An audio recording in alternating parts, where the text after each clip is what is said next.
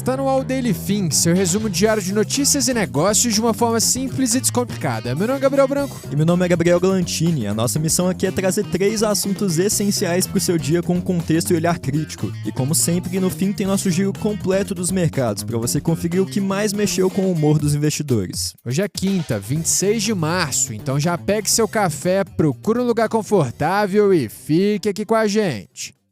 Entre os destaques desse episódio na seção Empresas, Embraer apresenta primeiro caça supersônico produzido no Brasil. Em mundo, o Irã rejeita plano de paz americano e apresenta contraproposta. Já no Brasil, o Senado aprova projeto de lei que equipara misoginia ao racismo. E antes da gente começar o nosso podcast, o patrocinador do episódio de hoje tem uma pergunta para você aí que é fã de jogos. Você sabia que o hype do GTA 6 também passa pela Bolsa de Valores? Pois é, os verdadeiros fãs de games estão há anos esperando pelo GTA 6, Gabi. Já se passaram mais de 13 anos do GTA 5, que vendeu mais de 225 milhões de cópias e virou o segundo jogo mais vendido da história. O lançamento do novo GTA está marcado para 19 de novembro desse ano e as projeções apontam para mais de 250 milhões de cópias. E aqui entra o verdadeiro valor da nossa parceira GlobalX. Ao todo, o mercado global de games registrou 3,6 bilhões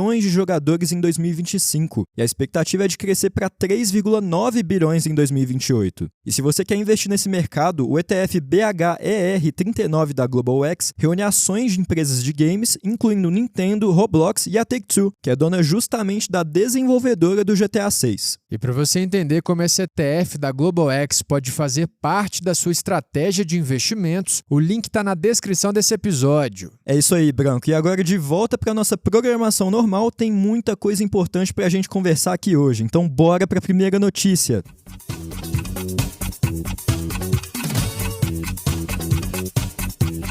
No mundo dos negócios, o Brasil acabou de entrar num clube bem exclusivo da indústria de defesa. A Embraer apresentou ontem, dia 25, o primeiro caça supersônico produzido no Brasil. E na cerimônia, o presidente Lula participou do tradicional batismo da aeronave com champanhe. E o modelo em questão é o F-39 Gripen, Branco. Ele foi desenvolvido em parceria com a sueca Saab e faz parte do programa de modernização da Força Aérea Brasileira. O acordo foi fechado lá em 2014 e prevê a compra de 36 aeronaves, sendo que 15 delas vão ser montadas aqui no país. E isso tem um simbolismo enorme aqui, né, Gabi? Porque com essa linha de montagem, o Brasil passa a integrar um grupo restrito de países com capacidade de fabricar caças supersônicos. E mais, ele vira o primeiro da América Latina a montar esse tipo de avião dentro do próprio território. E tem outro detalhe importante, isso também é inédito para a empresa sueca Saab. É a primeira vez desde a fundação da empresa em 1937 que um caça da marca é fabricado fora da Suécia. Agora, falando de desempenho, o Gripen chega a 2,4 mil km por hora, com autonomia de até 2 horas e meia de voo. Ele pode ser reabastecido no ar e foi projetado para missões de defesa, reconhecimento e ataque. Só que como nem tudo são flores, esse programa teve vários atrasos. A expectativa era ter todos os aviões voando em 2024, mas agora isso só deve acontecer em 2032. E o contrato original de 4 bilhões de dólares já passou por 12 ajustes. E no mesmo evento teve um extra bem futurista. A EVE Air Mobility, que é a subsidiária da Embraer, apresentou o protótipo do seu carro voador. O projeto já soma 2,9 mil pedidos em 13 países, com potencial de 14,5 bilhões de dólares em receita, e estreia prevista para 2027. Ou seja, de caça supersônico a carro voador, a Embraer acabou colocando o Brasil em destaque em 2 frentes bem diferentes, a de defesa e a de mobilidade do futuro. Mas com esse giro empresarial fechado, a gente segue agora para o noticiário internacional.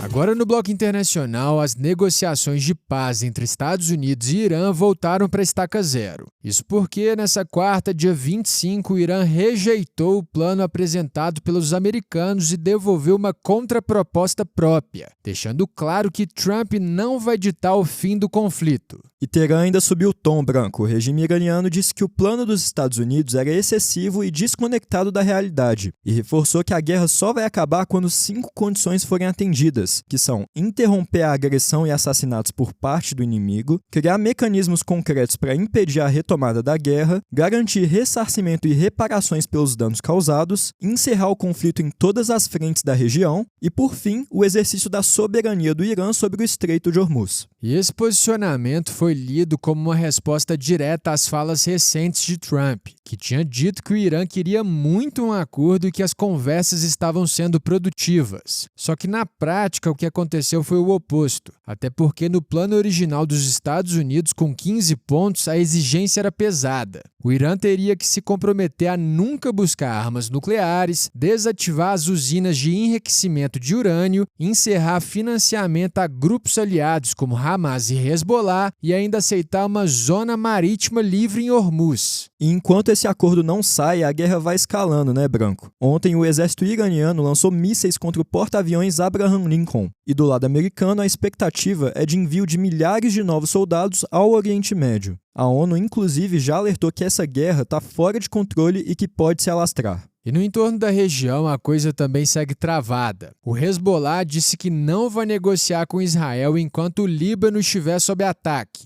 E Israel, por sua vez, afirmou que vai expandir a sua, entre aspas, zona de tampão no sul do território libanês. E ainda tem um ponto sensível no meio dessa bagunça e que você já ouviu falar por aqui, que é o Estreito de Hormuz. O Reino Unido e a França vão presidir uma reunião com chefes de cerca de 30 países sobre a abertura da rota. E enquanto isso, surgiram relatos de que o Irã estaria liberando a passagem de alguns navios mediante a um pedágio de até $2 milhões. Ou seja, a diplomacia emperra e o conflito vai ganhando novas frentes, com risco de espalhar a instabilidade para a região inteira e para o mercado global de energia também. Mas com esse panorama internacional atualizado, agora a gente volta os olhos para o Brasil.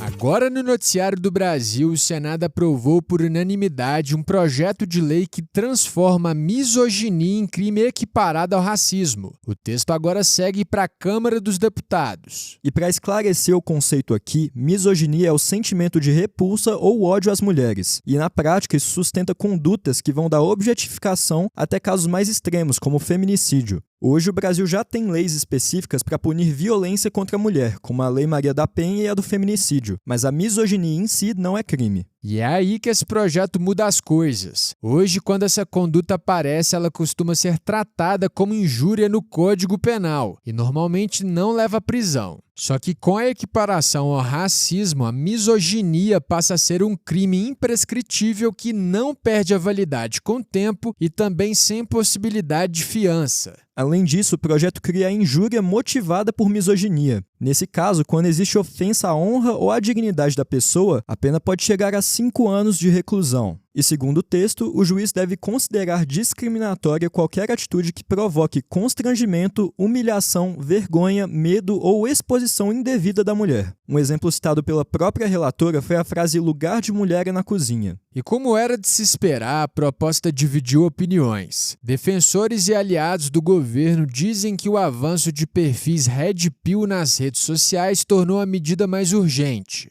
Já opositores do governo, como Eduardo Bolsonaro e Nicolas Ferreira, falam em banalização da lei do racismo, possíveis restrições à liberdade de expressão e margem para enquadramentos mais amplos. E mesmo com essa divergência, o projeto passou no Senado com votos da bancada do PL, incluindo o de Flávio Bolsonaro. E esse debate acontece num pano de fundo bem pesado. O Brasil bateu o recorde de feminicídios em 2025 com 1.470 casos, que é o equivalente a 4 mulheres mortas por dia. Mas com o noticiário do Brasil atualizado, a gente segue agora para o nosso fechamento dos mercados.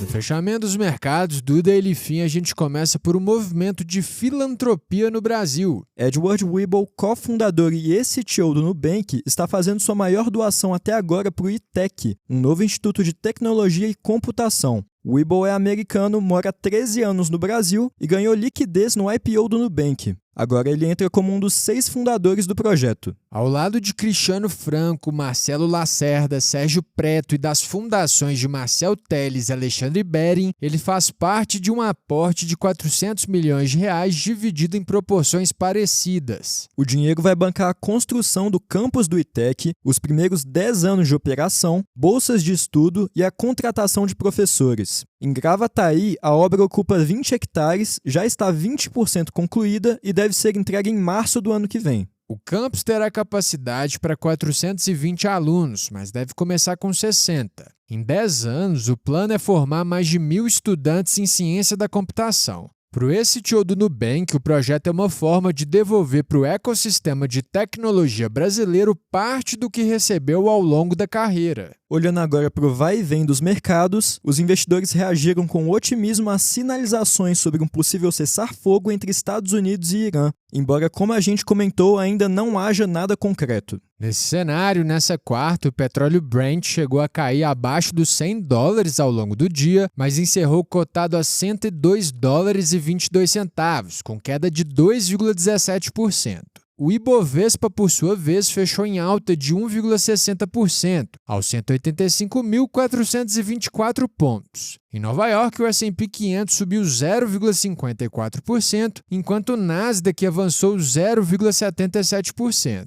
No Brasil, uma pesquisa da Atlas Intel mostrou pela primeira vez Flávio Bolsonaro à frente de Lula em um eventual segundo turno, com 47,6% das intenções de voto versus 46,6% do atual presidente. A diferença, que era de 12 pontos percentuais em dezembro, deixou de existir e virou vantagem para o senador. Ainda segundo o levantamento, a rejeição de Lula chegou a 52%, enquanto a de Flávio ficou em 46,1%. Para fechar, o dólar recuou 0,65% aos R$ 5,22. Mas agora que a gente fechou essa sessão, terminamos mais um episódio. Se você gostou do nosso conteúdo de hoje, já segue a gente aí e ativa o seu sininho para não perder os próximos. E lembrando aqui que essa é a versão em áudio da nossa newsletter. Ela chega todo dia às 6 horas da manhã no seu e-mail, e por lá você encontra mais detalhes e outras sessões que não cabem por aqui. O link de inscrição está na descrição desse episódio. E se esse episódio te ajudou, você pode ajudar a gente também. Já compartilha aí com seus amigos e com a galera do trabalho, até porque todo mundo merece ficar bem informado. A gente se vê amanhã no próximo episódio. Valeu, pessoal!